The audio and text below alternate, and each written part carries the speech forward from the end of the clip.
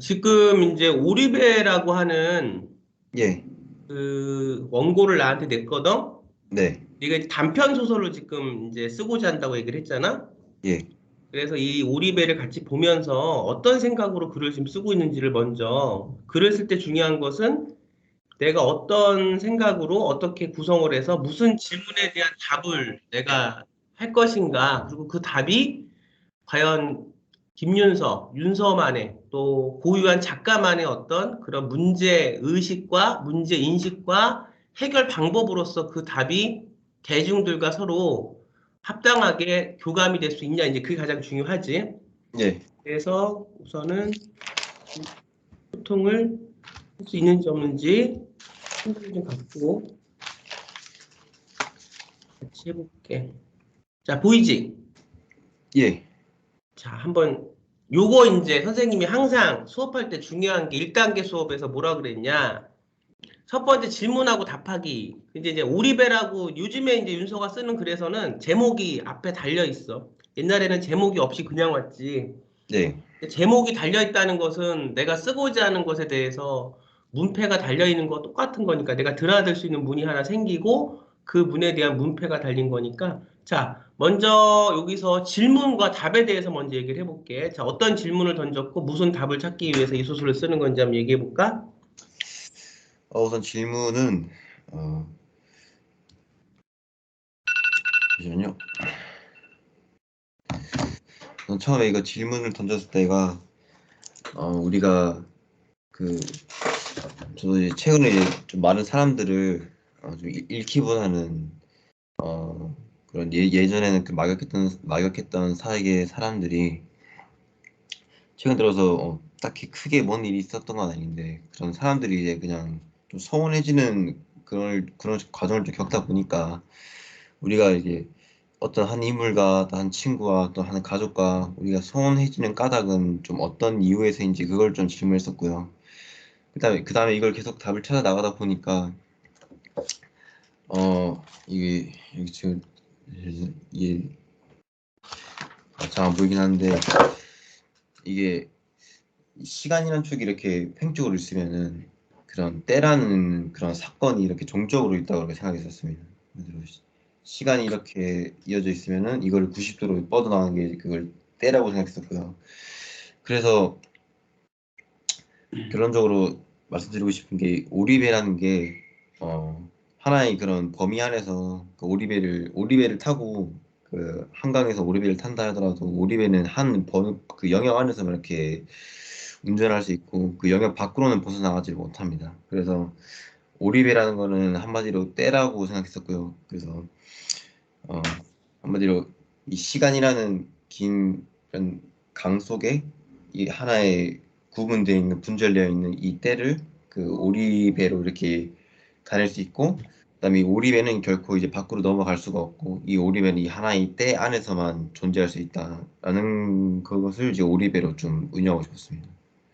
지금 잘한 것과 조금 더 해야 되는 거 두 가지를 얘기할게. 그래서 이제 2단계 수업이 필요한 건데, 잘한 거는 내가 쓰고자 하는 것에 대한 문제점, 현상, 느낌들을 딱 사진 찍듯이 잡아서, 우리 저번에 만났을 때 같이 차 마실 때 선생님이 쓴 시를 하나 보여주면서, 시는 이렇게 하나의 어떤 현상과 어떤 순간을 잡아서 그거에 집중하는 거다. 그렇게 얘기했지?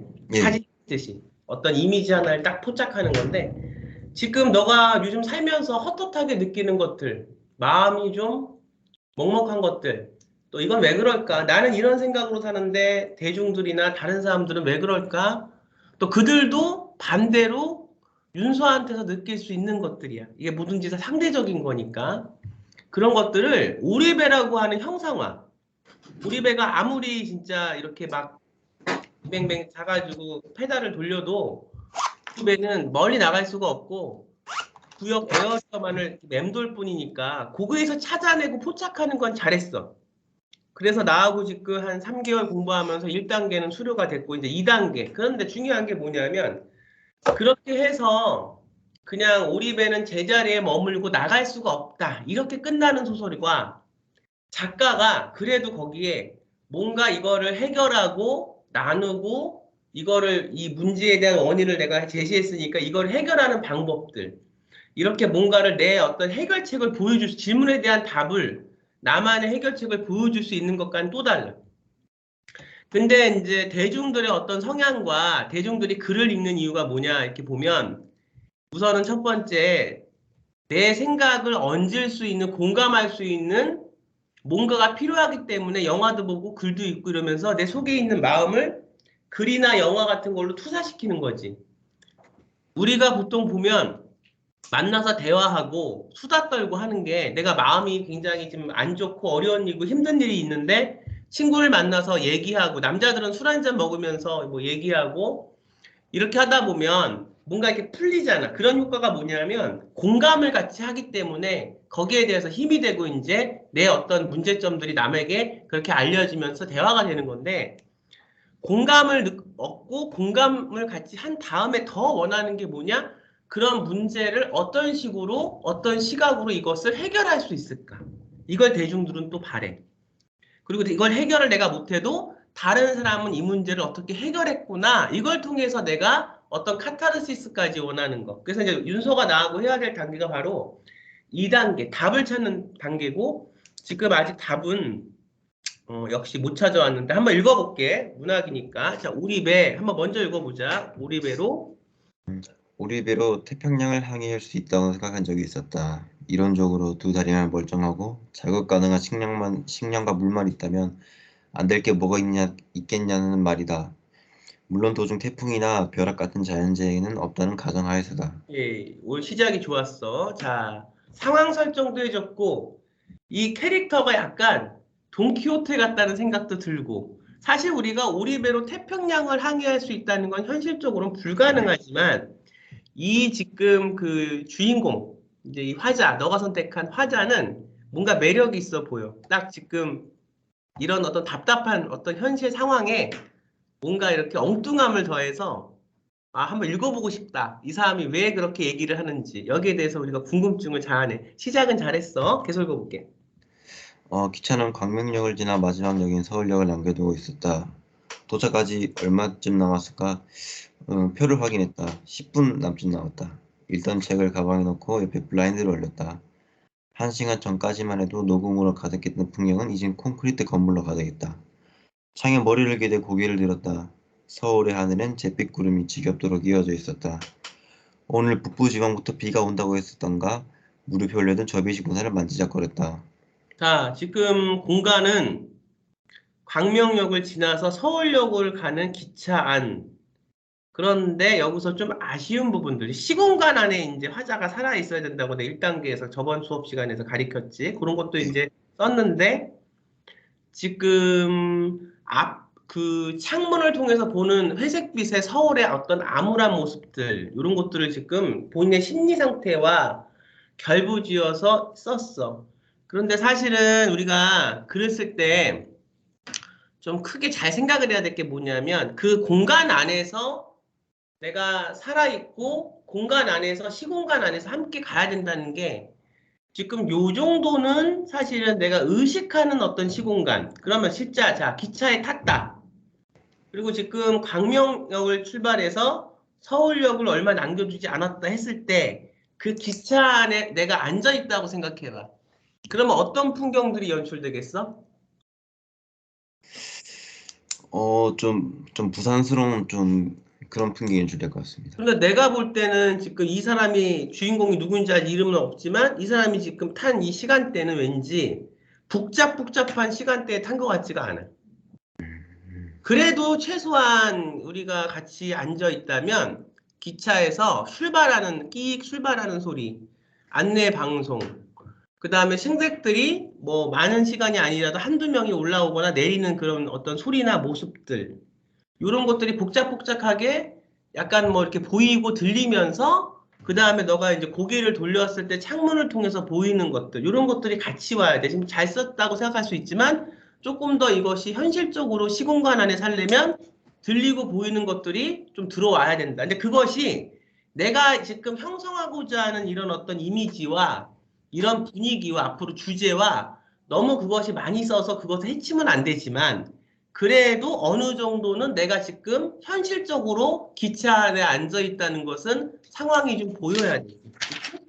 네. 그거만 좀 주의를 하면 될 것 같아. 계속 읽어봐. 차창너으로 보이는 건물들이 차츰 작아지더니 강변북로가 나왔고 한강이 보였다. 둥실내는 강위로는 몇 명 오리배들이 둥실 떠 있었다.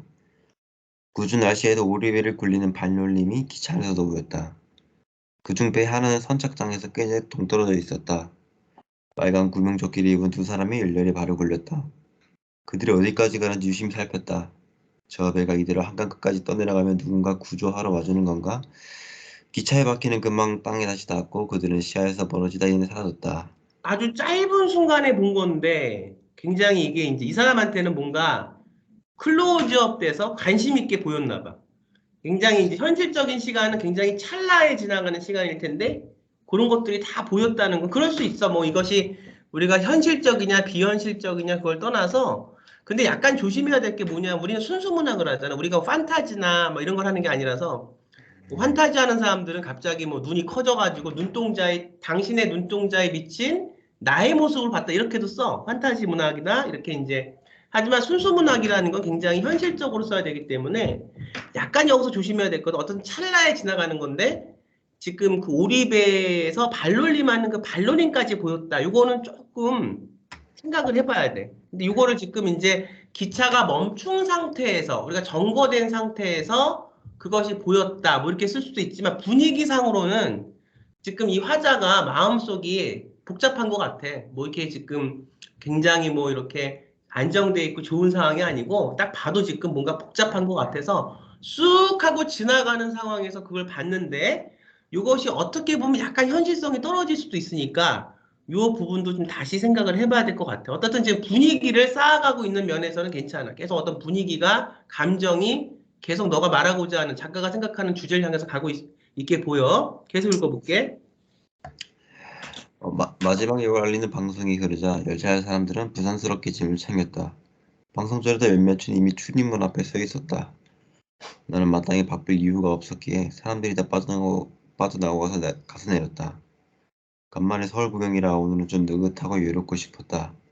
플랫폼을 곧장 나가지 않고 편의점에서 뜨거운 커피를 뽑아 홀짝 마셨다. 인파가 사라진 플랫폼은 한적했다. 근데 신경 쓰이는 게 하나 있었다. 음, 플랫폼을 배회하는 중년으로 보이는 남성이었다. 음, 후줄근한 옷차림과 덥수룩한 머리와 수염은 출근 시간 직장인들과 사뭇 달랐다. 음, 새벽녘 유성역에서 시작한 동행은 대전역을 따라 서울역까지 이어졌다. 음, 하지만 남성은 어떤 목적을 지니고 서울에 온 것 같진 않았다. 음, 그냥 플랫폼을 돌아다니며 노란색 조끼를 입은 청소부 아줌마들과 반갑게 인사를 할 뿐이었다. 음. 다 마신 커피를 버리고 일어나 조심스레 남성의 옆을 지나갔다. 목자 따라오진 않을까 흘려봤지만 남성 여전히 제자리였다. 오케이. 지금 또 하나의 구성 요소가 앞에 이제 뭔가 발단이 되는 그 주제를 향한 씨앗을 하나 던져놔라 이렇게 얘기했는데 이 남성이 뒤에 어떤 역할을 할까?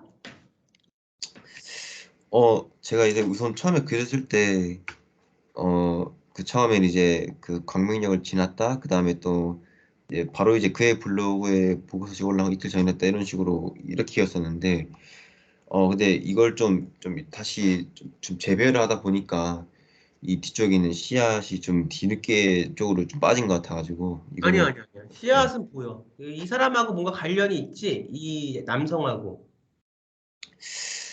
이 남성 화자가 그 남성이 그 뒤쪽에 좀 큰 이펙트를 줄지 아니면은 그냥 이렇게 좀 나왔다가 단순히 그냥 이런 분위기만 조성하고 사라질지 보면 일단은 우선 일단 분위기만 조성하고 그다음에 좀 사라지는 형식으로 했는데 이 남성 화자가 뒤쪽에 가서 다시 어떤 역할을 좀 부여하려고 좀 계속 생각해 보고 있습니다. 이 남성하고의 뭔가 계속 어차피 저번에도 내가 얘기했지만 소설은 캐릭터가 주인공이 있으면 조연들도 있어야 되거든? 장편은 그 조연들이 많지. 근데 단편은 그래도 한 명 내지 자기 이제 친구나 항상 보면 그다음에 나하고 적대되는 어떤 그 갈등의 어떤 그 역할이라든가 나는 이 남성이 뭔가 계속 이 전반적인 이 소설의 흐름을 이끌어갈 것 같은 느낌을 받았거든? 계속 볼게. 재밌네. 자, 내가 읽어볼게. 그의 블로그에 불구 소식이 올라왔던 건 이틀 전이었다. 아들로 추정되는 인물이 그의 사망 날짜를 알리며 블로그 애독자들도 부담 없이 와서 추모해달라는 글을 작성했다. 장례식장은 Y대 병원이었다. 그가 일상을 올리던 장소와는 꽤나 거리가 있었다. 마지막 일상 사진을 올렸던 날짜가 불과 일주일 전이었다. 장소는 K극장 앞 공원이었다. 그는 단상에 자신의 몸이 예전만치 피곤하다곤 했으나 큰 병치를 한다는 언급은 없었다. 그 뒤로 평소처럼 현대시와 고전 미술을 인문학에 입각해 분석한 글을 올렸었다. 이 글하는 인물은 뭔가 이제 나랑 알던 사이인데 블로거야? 네, 그 블로그를 하는 사람입니다. 그래서 지금 올라온 어떤 이유가 이 사람이 죽었기 때문에 이제 올라온 거야? 그 이제 가서 이제 장례를 저기 하기 위해서? 네, 그렇습니다. 그래, 나도 실제적으로 며칠 전에 한 2주? 내 선생님이 돌아가셔서 현실적으로도 나도 이제 그런 느낌이 좀 드는데 볼게. 그의 블로그를 알게 된 건 고작 2달 전이었다. 어느 현대시의 해석에 필요해 여러 블로그들을 전전하다 양질의 실론이 개진되어 있는 그의 글을 우연찮게 발견한 것이다. 그는 실론 말고는 더러 문학과 영화, 미술 연구를 주로 다뤘고 간간히 칼럼과 일상을 쓰기도 했다. 어느 분야든 간에 지식이 깊고 방대했다. 인문학을 공부하는 입장에서 그의 글들을 탐독했다.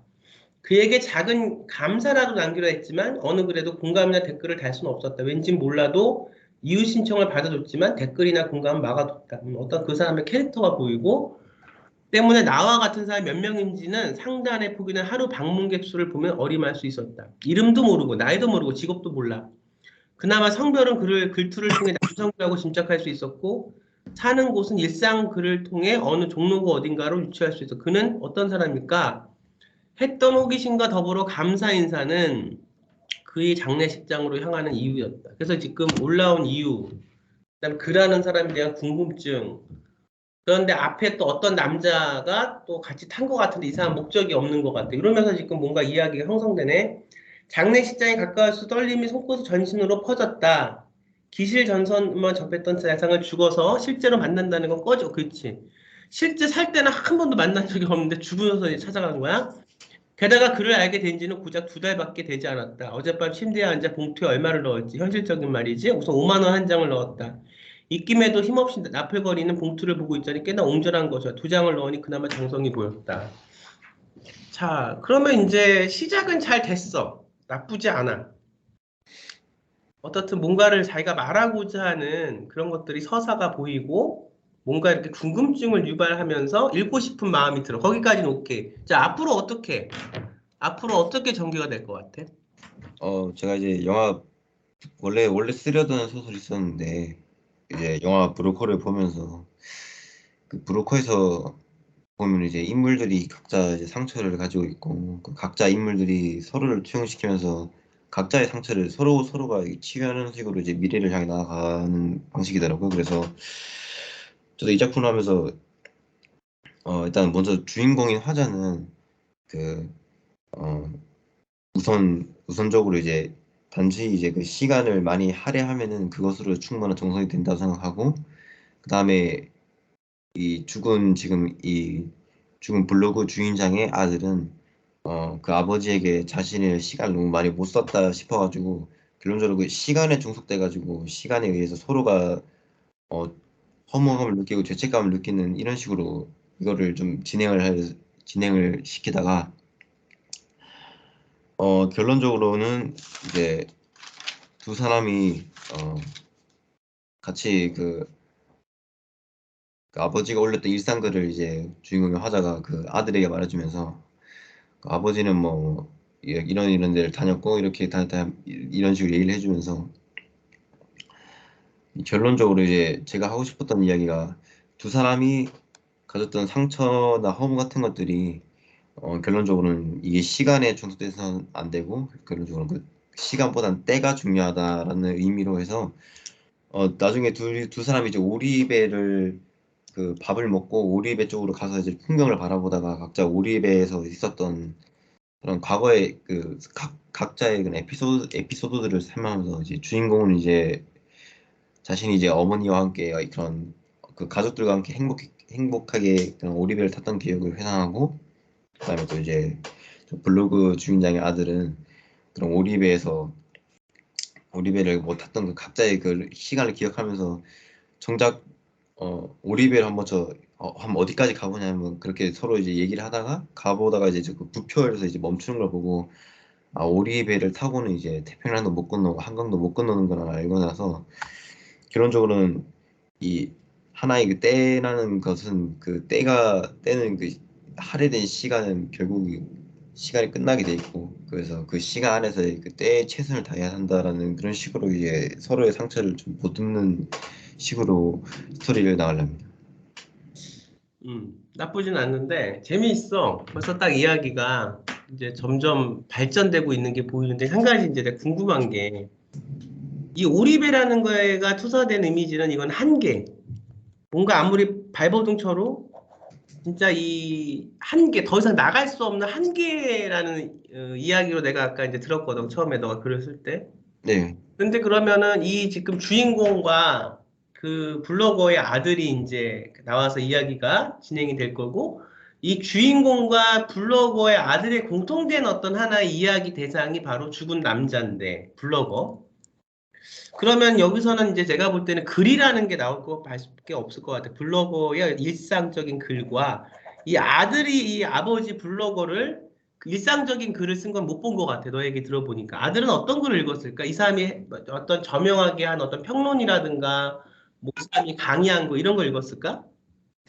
음, 우선 아들은 어, 그 아버지와는 좀 예전에 좀 다툼 같은 것도 일해서 아버지가 그냥 내가 좀 글을 쓰고 싶으니까 좀 노트북을 좀 사줬으면 좋겠다라는 해서 그렇게 노트북을 과거에 그냥 좀 물질적으로만 그렇게 아버지에게 그렇게 물질적으로만 그렇게 대우를 해줬었는데 근데 잠깐만, 자- 아들이 아버지에게 노트북을 사줬다고? 아니면 옛날에 아들도 글을 쓰고 싶은데 아버지가 물질적으로 아이한테 노트북을 사줬다고? 어떻게 된다고? 이제 그 아버지가 아들한테 음. 좀 글 노트북 블로그를 좀 쓰고 음. 싶으니까 좀 노트북을 하나 사줬으면 좋겠다 해서 그냥 물질적으로만 그렇게 했고 음. 시간적으로는 아버지와 같이 오래 있어주지 못했다는 점에서 죄책감을 느끼는 음. 생이었고요. 이제 주인공 같은 경우는 이제 이와는 반대로 이제 부모님이 좀 이제 좀 불화가 생겨 이별하는 그런 과정 속에서 주인공의 입장은 이제 부모님이 그렇게 오랜 시간을 같이 보냈으면서 왜 그렇게 헤어지려 하는 거냐 그걸 대해서 이제 의미를 던지다가 결론적으로는 이제 시간보다 중요한 건 때라는 그런 주제의식가 돼서 마지막에 이제 부모님에게 그냥 그 이별을 하는 게 좋겠다 그런 식으로 좀 마무리 지으려 합니다. 세계가 더 확장이 돼야 되는데 시간보다는 때다. 적정한 타이밍이다. 흔히들 말하는 거 그렇게 얘기를 하고 그다음에 또 어떻게 뭔가를 준비하고 할 때는 열심히 거기에 투자돼서 해야 된다. 근데 내가 지금 이 오리배에서 우리 작가가 찾아야 될 그 때라는 건 일반적인 사람들이 말하는 때는 아니어야 한다고 봐. 이 한계를 어떻게 넘건 아니면 지금 상태에서 아직까지 본인이 이 한계를 넘는 것에 대해서는 그렇게 생각을 안 하고 있으니까 그냥 그 한계 안에서의 오리배. 그러면 우리 삶이라는 게 그 한계 안에서 오리배처럼 부표를 넘어가지 못하고 항상 동동거리면서 사는데 그래도 우리 삶이라는 건 그 안에서 어떤 의미가 있는지를 찾아내야 된다고 보거든. 근데 너무 이게 지금 때와 시간에 함몰돼 있으면 그 안에서 우리가 진짜 삶에서 바라보는 그런 의미들, 그 내가 찾은 의미, 그 다음에 그걸 갖고 내가 그 경험과 나의 삶 속에서 내가 찾은 답에 대한 의미, 결국 소설은 내 인생으로 쓰는 건데, 내 인생이라는 것은 정말 살아오면서 거짓말 없이 나라는 사람을 지탱해온 하나의 시간이잖아. 그런데 어떻게 보면 서로가 다 다른 시간과 시간이 만나서 서로가 이해를 못할 수 있어. 왜냐하면 이 시간과 시간은 다르니까.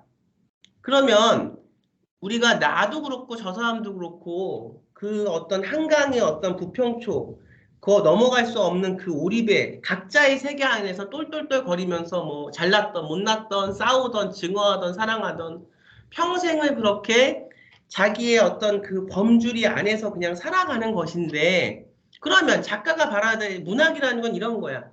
그런 삶이 내 인생도 그렇고 타인의 인생에도 그렇고 어떤 의미가 있는가 이거를 우리가 조금 더 카메라로 정교하게 그 의미를 바라볼 수 있어야 되고 이게 문학이고 만약 나는 이거를 내가 이제 오리배를 소설로 쓴다고 그러면 나는 그것도 중요하겠지만 나는 이렇게 내가 생각하는 나의 관점은 어디에 가 있냐 선생님은 그렇지만 그 똘똘거리는 그 한계에서 서로의 다른 그 삶 속에서 우리가 의미도 물론 찾을 수 있지만 그걸 어떻게 넘어갈 수 있냐. 나는 이제 약간 프로파간다류의 약간 나는 대안을 찾는 그런 어떤 글을 쓰는 거기 때문에 어떻게 넘어갈 수 있을까? 그거를 뭐 문화나 예술이나 뭐 종교나 이런 데서 날 찾는 거지.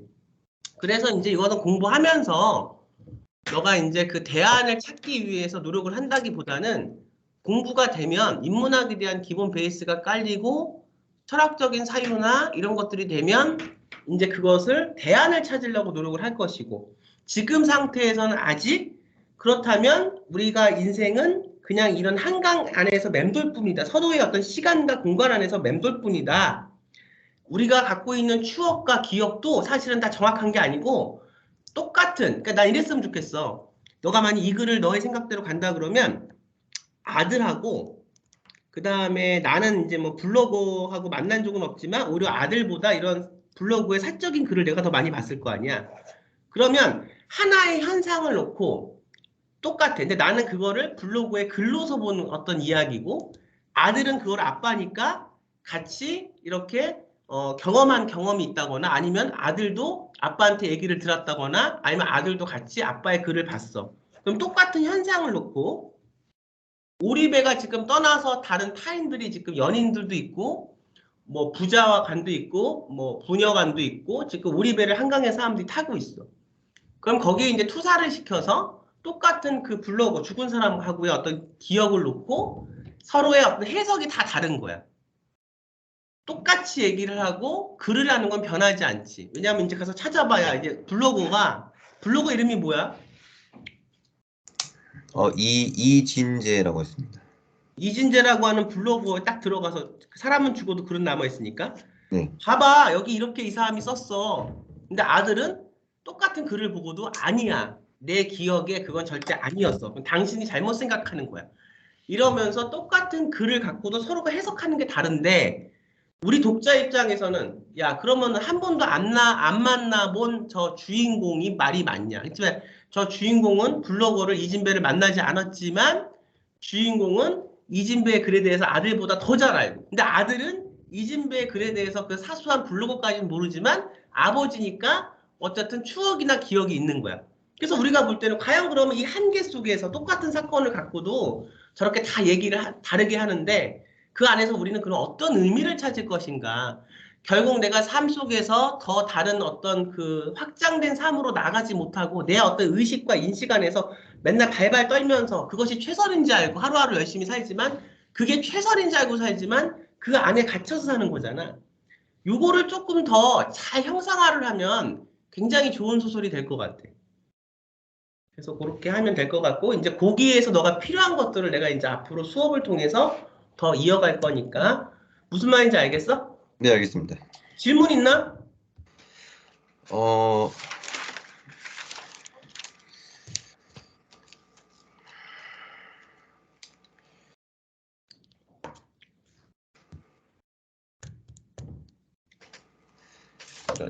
그러니까 제가 이번 소설 쓰면서 가장 좀 신경 썼던 게 이 사람하고 얼마나 이렇게 같이 시간을 오래 보냈느냐라기보다는 이 사람과 뭘 했느냐를 좀 초점을 두고 싶었었거든요. 그래서 이제 타임과 모멘트로 해서 이걸 좀 이렇게 반으로 갈라서 이걸 좀 이원적 이유 좀 나눠서 결론적으로 이제 이 블로그를 쓰는 사람이 지식인의 지식이라는 것도 그 결론적으로는 시간의 흐름에 따라서 결론적으로 이 소멸할 것들이기 때문에 이거를 좀 때로 남기고 싶었다 해서 이제 블로그를 운영했다 이런 식으로 좀 진행을 시키려고 했었거든요. 그래서 결국 마지막에 서로가 이제 시간이 아니라 중요한 건 이제 같이 뭘 했느냐를 좀 더 초점을 맞춰서 서로의 상처를 좀 보듬는다는 식으로 좀 마무리를 지으려 하는데 이게 또 좀 괜찮은 건지 좀 여쭤보고 싶었어요. 사랑으로 보듬어서 마무리를 그러면 거기에 서로가 다 없어지는 것들이잖아. 예, 또 사실은 나중에 다 해석도 달라지고 이 지식인의 지식도 나중에 다 없어지는 거지. 그러면 여기서 중요한 거는 대안이 그거네. 서로가 서로를 이해하고 보듬어 주는 거, 그치? 예, 그럼 그게 대안이 될 수 있지. 그러니까 삶에 있어서 내가 어떤 거를 해결할 수 없다고 해도 내가 아까 얘기했잖아. 남자들 만나서 술 한잔 먹으면서 대화하는 이유가 뭐냐? 당장 내가 술 한잔 먹는다고 해서 뭐가 달라지는 건 아니지만 서로 공감을 한다는 거지. 그러면서 뭐가 그거에 대한 감정들을 나누고 그러면서 나의 어떤 그런 것들이 서로가 공감을 할 수 있다는 게 그게 중요한 거지. 그렇게 가도 괜찮을 것 같아. 우선은 가장 중요한 거는 내가 쓰고 싶은 대로 쓰는 거야. 그다음에 이제 어떤 작가들은 자기 제자가 쓰고 싶은 대로 못 쓰게 하고 자기 걸 자꾸 강요해서 자기 형식으로 맞추려고 하는 사람들이 있거든. 근데 나는 반대야. 왜냐하면 사람은 다 하나님이 준 달란트가 다르기 때문에 그 사람의 장점을 극화시키는 게 나는 교육이라고 생각을 해. 그래서 우선은 너가 쓰고 그 다음에 그 쓴 것을 내 관점이 들어가서 같이 이제 잘못된 것을 고치는 부분이 난 더 맞다고 생각하고 어떤 작가들은 아예 처음부터 자기가 생각한 대로 완전히 그 사람을 쓰게 만드는 그게 옳은 방법이라고 그 사람은 생각하니까 나는 그 교육 방법하고는 좀 반대니까 그렇게 하면 될 것 같고 5분 있다 3분 있다 두 번째 수업은 이제 인문학 수업을 해야 네가 다음에 더 좋은 글로 넘어갈 수가 있거든. 그래서 오늘 네, 수업 시작을 할 거니까 한 3분 있다 들어와. 네, 감사합니다. 이따 보자. 네.